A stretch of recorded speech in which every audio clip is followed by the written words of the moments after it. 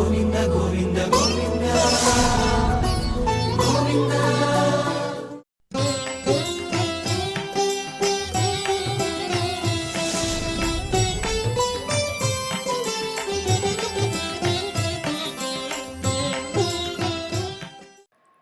గురుర్బ్రహ్మా గురుర్విష్ణుః గురుర్దేవో మహేశ్వరః గురుః సాక్షాత్ పరం బ్రహ్మ తస్మై శ్రీ గురవే నమః. సుగ్రీవాదియుతం శ్రీశం భస్మాంగావృతమీశ్వరం మహేశ్వర సమం ధ్యాయేత్ కిష్కింధాకాండ ఉత్తమే. శ్రీరామచంద్ర పరబ్రహ్మణే నమః. అథ శ్రీమద్ రామాయణే ఆదికావ్యే కిష్కింధాకాండే 12వ సర్గః. అభిజ్ఞానం కురుష్వత్వం ఆత్మనో వానరేశ్వర ఏన త్వామభిజానీయాం ద్వంద్వయుద్ధముపాగతం. రామచంద్ర ప్రభువు సుగ్రీవుని మాటలన్నీ కూడా విని తాను బాణాన్ని విడవకపోవడానికి ఉన్న ధర్మయుక్తమైన కారణాన్ని తెలియజేసి, సుగ్రీవ ధైర్యాన్ని వహించు, భయపడకు, ఇచ్చిన మాటను తప్పకుండా నేను నెరవేరుస్తాను గనక మరలా నీవు యుద్ధానికి సిద్ధం పడి ఆ వాలిని సంహరింపబడుతూ ఉండడాన్ని నువ్వు చూస్తావయ్యా అని అన్నాడు. ఈ విధంగా రామచంద్రుడు చెప్పడమే కాకుండా ధైర్యాన్ని కలిగించాలంటే సుగ్రీవునికి వాలికి పరస్పరం ఒకే రకమైనటువంటి పోలిక ఉండడం చేత తాను గుర్తుపట్టలేదు గనక ఇప్పుడు సుగ్రీవుని గుర్తించడానికి అభిజ్ఞానం కురుష్వత్వం ఆత్మనో వానరేశ్వర అని అన్నాడు. అంటే ఇక్కడ సుగ్రీవునితో చెబుతూ ద్వంద్వయుద్ధం ఉపాగతం త్వం, నీవు ద్వంద్వయుద్ధం చేయడానికి వెడుతున్నావు, వాలితో యుద్ధం చేయాలి గనక ఏన అభిజానీయాం అభిజ్ఞానం ఆత్మనః కురుష్వ, నీవు ఆ ద్వంద్వయుద్ధంలో ఏ విధంగా అయితే నేను నిన్ను గుర్తుపట్టగలనో ఆ విధంగా నీ ఒక గుర్తును కలిగి ఉండాలి. అభిజ్ఞానము అంటే చిహ్నము, గుర్తు కనుక అలాంటి ఒక చిహ్నాన్ని నీవు ధరించవయ్యా, ఆనవాళ్ళని నీవు ధరించు అని అన్నాడు. అంటే ఇక్కడ ఈసారి యుద్ధానికి నువ్వు వెళ్ళాలి, రెండవసారి వాలితో యుద్ధానికి వెడుతూ ఉన్నాడు. అలా రెండవసారి వాలితో యుద్ధానికి వెడుతూ ఉన్నప్పుడు సుగ్రీవుని గుర్తించడానికి రామచంద్రుడు ఒక ప్రత్యేకమైనటువంటి గుర్తు ఏదైనా నీవు ఉంటే నువ్వు సుగ్రీవుడు అని నేను గ్రహిస్తాను, వాలి మరణిస్తాడు కనుక యుద్ధరంగంలో నిన్ను వాలిని గుర్తించడానికి వీలవుతుంటుంది, ఎలాంటి సందేహము లేకుండా ఈసారి వాలి మరణిస్తాడనేటటువంటి ధైర్యాన్ని కలిగింపజేయడం కోసమని సుగ్రీవునికి అభయం ఇచ్చినటువంటి రాముడు పొరపాటు ఏదైనా జరిగితే తన వాగ్దానానికి అది విరుద్ధము అని భావించాడు గనక యుద్ధంలో ఆనవాలు ఉంటే దూరంగా ఉన్నప్పటికీ కూడా సుగ్రీవుని గుర్తించవచ్చు, వాళ్ళని సంహరించవచ్చు అని ఆలోచించినటువంటి వాడై అభిజ్ఞానం ఆత్మనః కురుష్వ, కనుక అలాంటిది అంటే నిన్ను గుర్తుపట్టడానికి వీలుగా ఉన్న రకంగా ఏదైనా ఒక ఆనవాల్ని ధరించు అని చెప్పి సుగ్రీవునితో ఇక్కడ తెలియజేస్తూ ఆ మాట అన్న తర్వాత లక్ష్మణస్వామితో అంటూ ఉన్నాడు రామచంద్ర ప్రభు.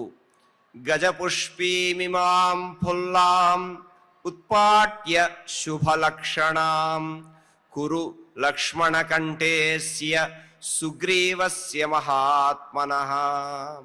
అంటే యుద్ధంలో గుర్తించడానికి వీలుగా ఏదైనా ఒక ఆనవాలు నీవు ధరించు అని చెప్పి ఏది ధరించడమో కూడా అది లక్ష్మణస్వామికి తెలియజేస్తూ ఉన్నాడు. లక్ష్మణస్వామికి చెబుతూ, ఓ లక్ష్మణ, ఇమాం పుల్లాం శుభలక్షణాం గజపుష్పీం ఉత్పాట్య, చక్కగా వికసించినటువంటి అందమైనటువంటి లక్షణములు కలిగిన గజపుష్పీం, గజపుష్పలతలు ఉన్నాయి అక్కడన్నీ కూడా అరణ్యంలో. అలాంటి ఆ గజపుష్పలతను ఒకదాన్ని పెకిలించి మహాత్మనః అస్య సుగ్రీవస్య కంఠే కురు. కాబట్టి యుద్ధంలో నిన్ను గుర్తించడానికి ఏదైనా ఒక ఆనవాలు కావాలి. ఆ ఆనవాలు ఏమిటి అంటే లక్ష్మణుడితో అంటూ ఉన్నాడు రామచంద్రుడు, ఈ బాగా వికసించినటువంటి గజపుష్పములు అని అంటే బాగా విస్తృతంగా వికసించినటువంటి పెద్దటి పుష్పములు, అలాంటి ఆ పూలు కలిగినటువంటి ఒక తీగను తీసి సుగ్రీవుడి మెడలో వేయవయ్యా, ఆ కంఠంలో అలంకరించు అని అన్నాడు. అది గుర్తుగా ఉంటుంది అని. అలా గజపుష్పలతను ధరింపజేయడం అనేది కేవలం యుద్ధంలో గుర్తు మాత్రమే కాదు ఇక్కడ. అంటే ఇది ఆ సుగ్రీవునికి అనుగ్రహం, భగవద్ అనుగ్రహం కూడా కలుగుతోంది అని చెప్పి భగవద్ అనుగ్రహ చిహ్నంగా దీన్ని అలంకరింపజేయిస్తున్నారు అని సంప్రదాయకులు వ్యాఖ్యలు చేస్తారు. కనుక ఇక్కడ ఈ గజపుష్పలతను గజపుష్పీం ఉత్పాట్య కంఠే కురు అని అంటే ఇక్కడ ఆ తీగను అలంకరింపజేయమన్నాడు. ఇక్కడ ఆ లతను అంటే ఏదో ఒక వేరే గుర్తు చెప్పొచ్చు కదా, ఈ తీగనే ఏమిటి అని అంటే ఇక్కడ దాని యొక్క వెనుక అంతరార్థాన్ని చూస్తే తీగ ఏ విధంగా వృద్ధి చెందుతుంది అంటే ఏదో ఒక వృక్షాన్ని ఆశ్రయించి అది పెరుగుతుంది. వృక్షాశ్రయం లేకుండా తీగ అనేటటువంటిది ఎదగదు. కనుక తీగ అనేటటువంటి దానికి స్వతంత్ర ఆధారం ఉండదు. ఈ జీవుడు కూడా తీగ లాంటి వాడే. ఆ జీవునికి కూడా పరమాత్మను ఆశ్రయించిందే ఆయన యొక్క ఎదుగుదల ఉండదు. అంటే సాధారణంగా మనం అనుకుంటాం మన బలము, మన ఆలోచన, మన శక్తి, నేను కాబట్టి నేను చేయగలిగాను, పరమాత్మ నాకేం చేశాడు అనేటటువంటి సందేహాలు మనకు కలుగుతూ ఉంటాయి.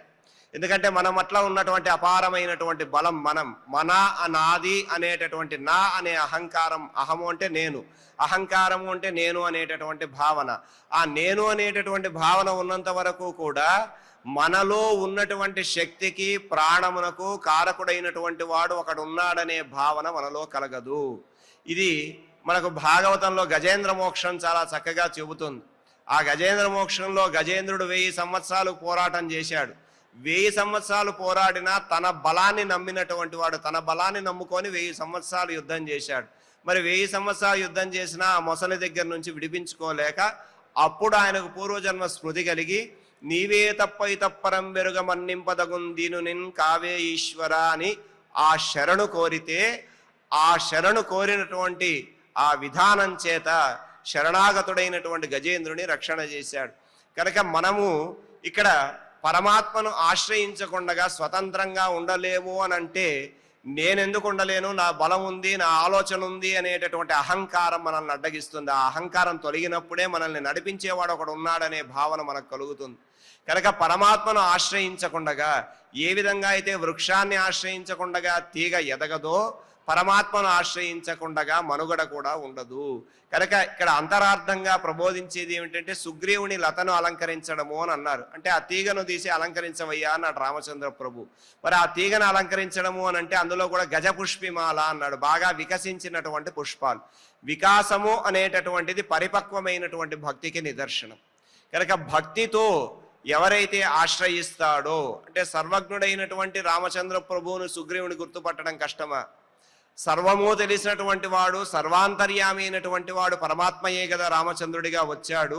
మరి ఆ రామచంద్ర ప్రభువుకు ఈయన సుగ్రీవుడు అని గుర్తుపట్టడం కష్టం. ఆయన గుర్తించడానికి ఒక ఆనవాలు, దానికి ఒక మాలను వెయ్యాలా అని కూడా అనిపిస్తుంది. కానీ ఇక్కడ మాల వేయడం పరమాత్మ రామచంద్రుడు గుర్తించడానికి కాదు సుగ్రీవుణ్ణి.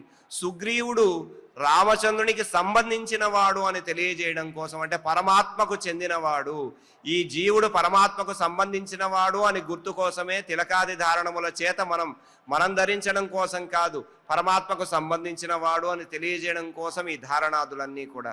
ఇక్కడ కూడా సుగ్రీవునికి అంటే రామచంద్రుడు గుర్తించడానికి సుగ్రీవుని గజపుష్పిమాల వేయమనలేదు.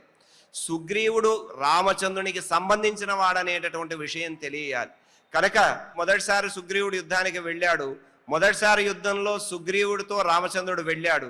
ఇప్పుడు రెండవసారి జరగబోయేటటువంటి యుద్ధంలో రామచంద్రునికి సంబంధించిన వాడు, రామచంద్రునికి చెందినవాడయ్యాడు.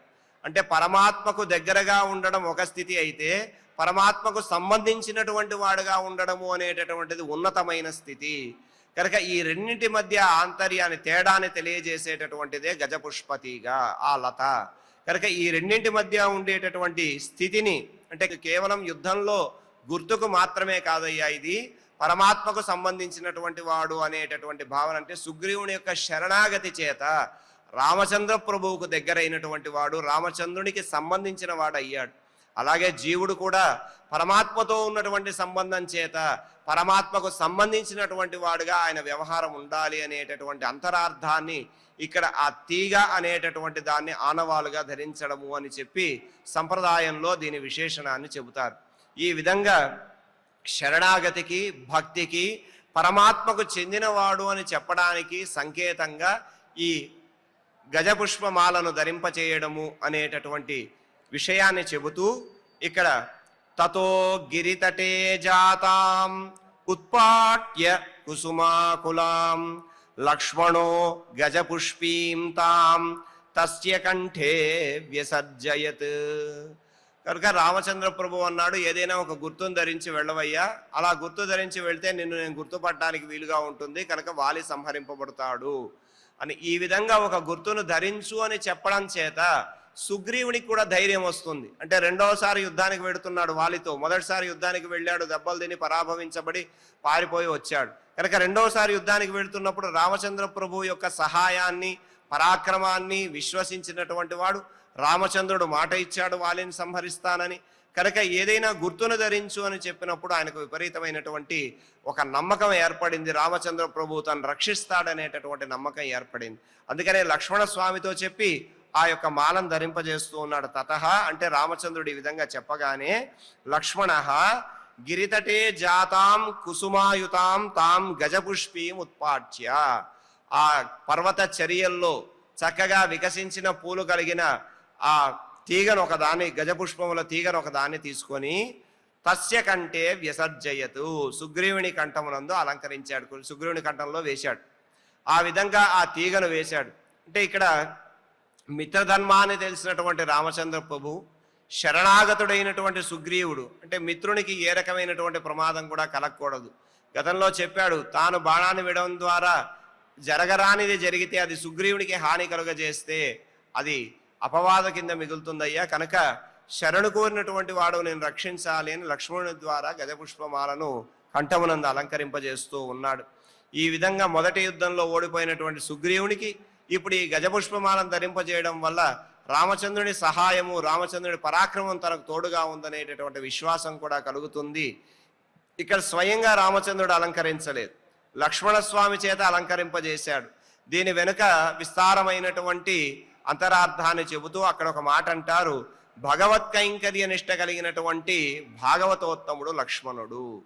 ఆ లక్ష్మణస్వామి చేత దీన్ని అలంకరింపచేయడము అనంటే భాగవతోత్తముల ద్వారా పరమాత్మ యొక్క అనుగ్రహాన్ని కటాక్షించడమే. పరమాత్మ యొక్క అనుగ్రహం కలగాలి అనంటే దానికి ఒక మార్గం ఉండాలి. ఆ మార్గాన్ని తెలియజేసేటటువంటి వారు ఎవరయ్యా అంటే భాగవతోత్తములు. అంటే పరమాత్మ యొక్క తత్వాన్ని తెలిసి ఆ పరమాత్మ యొక్క ఆ తత్వాన్ని అనుభవించి తద్వారా లోకానికి పరమాత్మను చేరడానికి కావలసినటువంటి మార్గాన్ని ఉపదేశించేటటువంటి వారు, తత్వాన్ని తెలియజేసేటటువంటి వారు భాగవతోత్తములు. అలా భగవత్ కైంకర్య నిష్ట కలిగినటువంటి వాడు లక్ష్మీ కైంకర్య నిష్ట లక్ష్మణ అని అన్నాడు. లక్ష్మీ కైంకర్యము అంటే రామచంద్రుని సేవించడమే పరమధర్మం లక్ష్మణునికి. కనుక రామచంద్రుని అనుసరిస్తూ తాను అరణ్యాలకు వచ్చాడు. దశరథ మహారాజు రామచంద్రుని ఒక్కడనే వనవాసానికి వెళ్ళమన్నాడు. భార్య ధర్మాన్ని పాటించే సీతమ్మ అనుసరిస్తే భ్రాతృధర్మాన్ని పాటించినటువంటి వాడు లక్ష్మణుడు తాను రామచంద్రుని విడిచి ఉండలేను అని చెప్పి తాను బయలుదేరితే అక్కడ ఆ లక్ష్మణుని యొక్క తల్లి అయినటువంటి ఆమె ఒక మాట చెబుతుంది చక్కగా. ఏమిటి అని అంటే రామచంద్రుని అనుసరించమంటుంది అని అంటే రామచంద్రుడే పరమధర్మంగా భావించమని, అక్కడ దశరథునిగా భావించమని చెబుతుంది రామచంద్ర ప్రభువుని. అలాగే మాం విద్ది జనకాత్మజాం అయోధ్యాం అటవీం విద్ది అని అక్కడ దాశరథి అయినటువంటి రామచంద్రుని దశరథుడిగా చూడవయ్యా, సీతమ్మను నన్నుగా భావించు, అలాగే ఈ అయోధ్య నగరం ఏదైతే ఉందో ఆ అడవే అయోధ్యగా భావించు అని చెప్పి వెళ్ళి చక్కగా రామచంద్రుని సేవించమని తెలియజేస్తుంది. లక్ష్మణుడి యొక్క కర్తవ్యం ఏమిటయ్యా అంటే రామచంద్రుని సేవించడం. కనుక అలాంటి భాగవతోత్తముని చేత పరమాత్మ యొక్క అనుగ్రహాన్ని కటాక్షింపచేయడము అనేటటువంటిది సంప్రదాయంలో దీని యొక్క అంతరార్థాన్ని వర్ణిస్తారు. ఈ విధంగా లక్ష్మణస్వామి చేత సుగ్రీవుని కంఠంలో ఆ గజపుష్ప లతను అలంకరింపజేసి సతయా శుశుభే శ్రీమాన్ లతయా కంఠసక్తయా విపరీత ఇవాకాశే సూర్యో నక్షత్రమాలయా మాలయేవ బలాకానాం ససంధ్య ఇవతో యదః. ఇక్కడ సుగ్రీవుని యొక్క చక్కటి స్వరూపాన్ని మహర్షి ఆవిష్కరింపజేస్తూ ఉన్నారు. శ్రీమాన్ అని ఆయన యొక్క విశేషణాన్ని చెబుతున్నాడు. అంటే చక్కటి స్వరూపం కలిగిన వాడు సుగ్రీవుడు. కేవలం వానరులకు రాజే కాదు, ఆయన సహజ సౌందర్యాన్ని, బలము, తేజస్సు, అలాగే పరాక్రమం కలిగినటువంటి వాడు, వినయం కలిగినటువంటి వాడు, ధర్మబుద్ధి కలిగినటువంటి వాడు. అంతేకాకుండా యుద్ధ నైపుణ్యం కలిగి విశాలమైనటువంటి వక్షస్థలంతో, భుజములతో, నేత్రములతో చక్కగా శోభిల్లుతూ ఉన్నటువంటి వాడు కనుక ఆయన్ని శ్రీమాన్ అని అన్నారు. సుగ్రీవుని యొక్క ముఖం కూడా పూర్ణచంద్రుని వలె ఉంటుంది అని అంటాడు. అలా పూర్ణచంద్రుడి వలె అంటే చంద్రుడు ఎలాగైతే గొప్పగా ప్రకాశిస్తూ ఉంటాడో అంతటి ప్రకాశాన్ని కలిగి ఉన్నటువంటి ఆ సుగ్రీవుని యొక్క విశేషణాన్ని చెబుతూ మహర్షి శ్రీమాన్ అని అన్నాడు. అంతేకాదు అలా చక్కగా ఉన్నటువంటి ఆ సుగ్రీవుడు కంఠసక్తయా తయాలతయా, ఎప్పుడైతే లక్ష్మణస్వామి ఆ మాలను ఆయన కంఠంలో వేశాడో, మెడలో అలంకరింపజేశాడో, అలంకరింపబడినటువంటి ఆ గజపుష్ప లత చేత అలంకరింపబడినటువంటి సుగ్రీవుడు ఆకాశే నక్షత్రమాలయ సూర్య ఇవ శుశుభే అని అన్నాడు. ఆకాశంలో నక్షత్రాలన్నీ కూడా ఆయన చుట్టూ ఉంటే, అంటే అక్కడ సూర్య ఇవ అంటే సూర్యుని వలె అని అన్నాడు. మరి సూర్యుని చుట్టూ నక్షత్రాలు ఉండడం ఏమిటి అని అంటే, ఇక్కడే ఒక వాక్యం చెప్పారు దీంట్లో. ఏమిటి అంటే విపరీత ఇవాకాశే అనేటటువంటిది. విపరీత ఇవాకాశే సూర్యో నక్షత్రమాలయ అని. ఆ నక్షత్రములన్నీ కూడా ఆ చుట్టూ ఉంటే, మాల చేత చుట్టబడితే సూర్య ఇవ శుశుభే అంటే సూర్యుని వలె శోభిల్లుతూ ఉన్నాడు అని. ఆ మాట చెబుతూ సూర్య ఇవ అనేటటువంటి దానికి ముందర విపరీత ఇవాకాశే సూర్య అని ఒక వాక్యాన్ని చెప్పారు. విపరీత ఇవాకాశే అనేటటువంటి దానికి అర్థం ఏమిటయ్యా అంటే, అక్కడ సూర్యుడి ముఖము, సూర్యుని యొక్క ప్రకాశము ఎలాగైతే ఉంటుందో చంద్రుడి వెన్నెల అలా ప్రకాశిస్తోందంట. సూర్యుడు ఎంత తేజస్సుగా తన ప్రకాశాన్ని కలిగింపజేస్తాడో ఆ విధంగా చంద్రుని వెన్నెల ఉంది అనేటటువంటి అర్థాన్ని చెప్పడానికి ఇక్కడ సూర్యునిలాగా ఉంది అనేటటువంటి వాక్యాన్ని చెబుతారు. కనుక చంద్రుడి కాంతి చాలా విస్తారంగా ఉంది, అత్యంత ప్రకాశంగా ఉంది. పున్నమి నాటి చంద్రుడి యొక్క కాంతి చాలా ప్రకాశవంతంగా ఉంటుంది. మరి అంతటి విస్తారవంతమైనటువంటి కాంతి ఉండడం చేత అది రాత్రికాలమైనప్పటికీ కూడా పగల్లాగా భాషిస్తుంది అని తెలియజేయడానికి ఈ విపరీత ఇవాకాశే అని అంటారు. ఇక్కడ చమత్కారంగా ఒక శ్లోకాన్ని చెబుతూ పరీతంతు దివాప్రోక్తం విపరీతంతు శర్వరి రాకా మధ్యగతశ్చంద్ర సూర్య ఇత్యభిధీయతే అని ఒక వాక్యం అంటారు. ఇక్కడ అర్థం ఏంటి? పరీతము అని అంటే అర్థం ఏంటి అంటే కాంతి చేత చుట్టబడినటువంటిది, అది పగలు సమయం కనుక పరీతము అనేటటువంటిది సూర్యకాంతి చేత వ్యాపించినటువంటి స్థితి. దానికి వ్యతిరేకము విపరీతము. అంటే పరీతము అంటే పగలైతే, విపరీతము అనేటటువంటిది రాత్రి. విపరీతంతో శర్వరి. శర్వరి అని అంటే ఇక్కడ రాత్రి అని అర్థం అనమాట. అంటే వెలుతురు పోగొట్టేటటువంటి దానికి శర్వరి అని పేరు. కాబట్టి శర్వరి అంటే రాత్రి, ప్రకాశం ఉండదు. అలాంటి ప్రకాశం లేనటువంటి రాత్రి. కాబట్టి విపరీతము అనే శబ్దానికి రాత్రి అనేటటువంటి అర్థం. అలాంటి పరీతంతో దివాప్రోక్తం విపరీతంతో శర్వరి. కాబట్టి పరీతము అనేది పగటి కాలాన్ని చెబితే, విపరీతం అనేది దాని వ్యతిరేకమైనటువంటి రాత్రి కాలాన్ని చెబుతుంది. అలా రాత్రి కాలంలో ఉన్నటువంటి చంద్రుడి స్థితి సూర్యునిలాగా ఉంది అని అంటే అర్థం ఏమిటి అని అంటే, పౌర్ణమి రాత్రి మధ్య ఆకాశంలో ఆయన ప్రకాశిస్తూ ఉంటే అపారమైనటువంటి కాంతితో, ఆ సూర్యకాంతి ఎలా ఉంటుందో ఆ కాంతితో సమానమైనటువంటి వెన్నెల ఉందట. అందుకనే రాకా మధ్యగతశ్చంద్ర సూర్య ఇత్యభిధీయతే అని అంటారు. రాకా అనేటటువంటి ఒక శబ్దం ఉంది. రాకా అంటే పౌర్ణమి నాడు అని అర్థం. రాకేందు వదన అని లలితా సహస్రనామంలో చక్కటి నామాన్ని చెబుతారు. ఇక్కడ రాకేందు వదన, రాకా ఇందుహు. రాకా అంటే పౌర్ణమి నాడు ఉన్నటువంటి చంద్రుడి వలె ప్రకాశిస్తున్నటువంటి ముఖం కలిగినటువంటి తల్లి. ఆ అమ్మవారి యొక్క ముఖం చాలా ప్రసన్నంగా ఉంటుంది.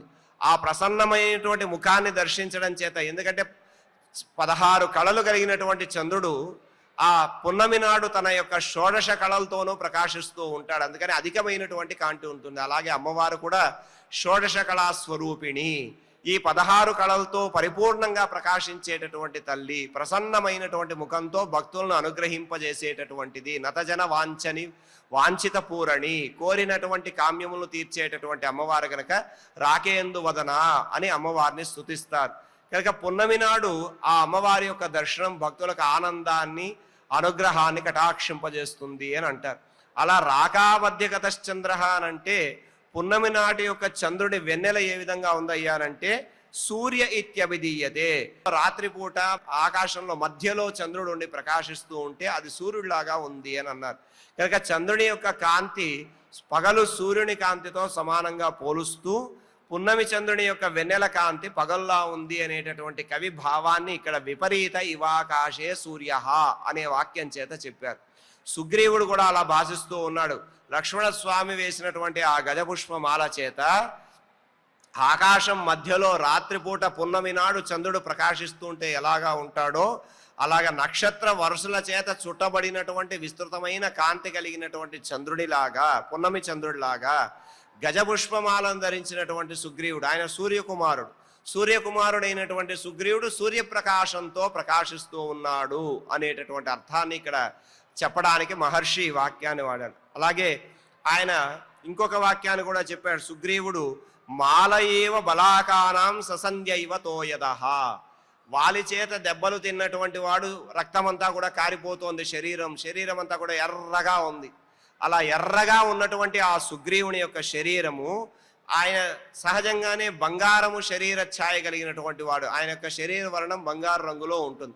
అలా బంగారు రంగులో ఉన్నటువంటి ఆ సుగ్రీవుని శరీరము వాలి దెబ్బలకు ఎర్రబారిపోతే, ఎర్రగా ఉన్న శరీరం మీద ఈ యొక్క గజపుష్పి లతను తీగను అలంకరింపజేస్తే అది ఎలా ఉందయ్యా అంటే, లక్ష్మణుని కంఠంలో అలంకరింపజేసినటువంటి ఆ గజపుష్పమాల బలాకానాం మాలయా ఇవ ససంధ్య తోయద ఇవ. ససంధ్య సంధ్యాకాలంలో తోయద, తోయము అంటే నీరు, తోయద అంటే నీటిని ఇచ్చేటటువంటిది, మేఘము అని అర్థం. అలా మేఘము ఆ సాయంకాలం పూట సూర్యుని కిరణాలు పడి ఆ అంచులన్నీ కూడా ఎర్రగా ప్రకాశిస్తూ ఉంటాయి. ఆ విధంగా ససంధ్య తోయిద ఇవ, సంధ్యాకాలంలో ఎర్రగా ఉన్నటువంటి మేఘం వలె బలాకానాం మాలయ. అప్పుడు ఆ కొంగలన్నీ కూడా వరుసలు కట్టి ఆకాశంలో వెడుతూ ఉంటే ఆ ఎర్రని మేఘములు, ఆ ఎర్రని అంచులు కలిగినటువంటి మేఘముల చుట్టూ ఈ తెల్లని కొంగల వరుస ఎలాగైతే ఉంటుందో అలాగా సుగ్రీవుని శరీరం అంతా కూడా రక్తసిక్తమై ఎర్రగా ఉంటే, ఆ అరుణకాంతితో ప్రకాశిస్తున్నటువంటి సుగ్రీవుని శరీరానికి ఈ గజపుష్పమాల తెల్లని ఆ పూలు కలిగినటువంటిది. మేఘాన్ని తలపిస్తున్నటువంటి సుగ్రీవుని శరీరము అలా విధంగా ఉంటే, ఆ ఎర్రని శరీరం మీద లక్ష్మణుడు ధరింపజేసినటువంటి గజపుష్పమాల ఏదైతే ఉందో తెల్లని కొంగల వరుసలాగా ఉందట ఆ మాల. ఆ విధంగా సుగ్రీవుడు ప్రకాశిస్తున్నాడు అని చెప్పి సుగ్రీవుని యొక్క ఆ వైభవాన్ని, అంటే సుగ్రీవుడు ఏ విధంగా లక్ష్మణస్వామి అలంకరింపజేసినటువంటి మాల చేత తాను ప్రకాశిస్తున్నాడు అనేటటువంటి అంశాన్ని ఇక్కడ చాలా చక్కగా చెబుతూ ఉన్నారు. ఆ విధంగా భగవద్ అనుగ్రహాన్ని పొందినటువంటి వాడై సుగ్రీవుడు తిరిగి రెండవసారి వాలితో యుద్ధానికి సిద్ధమవుతూ ఉన్నాడు. దానికి గుర్తుగా ఈ గజపుష్పమాలను ధరింపజేయడం అనేటటువంటి వృత్తాంతాన్ని తెలియజేసే శ్లోకాలను మనం చక్కగా పారాయణ చేసుకుందాం. అభిజ్ఞానం కురుష్వత్వం ఆత్మనో వానరేశ్వర ఏన త్వాం అభిజానీయాం ద్వంద్వయుద్ధముపాగతం. గజపుష్పీం ఇమాం ఫుల్లాం ఉత్పాట్య శుభలక్షణాం కురు లక్ష్మణకంఠేస్య సుగ్రీవస్య మహాత్మనః. తతో గిరితటే జాతాం ఉత్పాట్య కుసుమాకులాం లక్ష్మణో గజపుష్పీం తాం తస్య కంఠే వ్యసర్జయత్.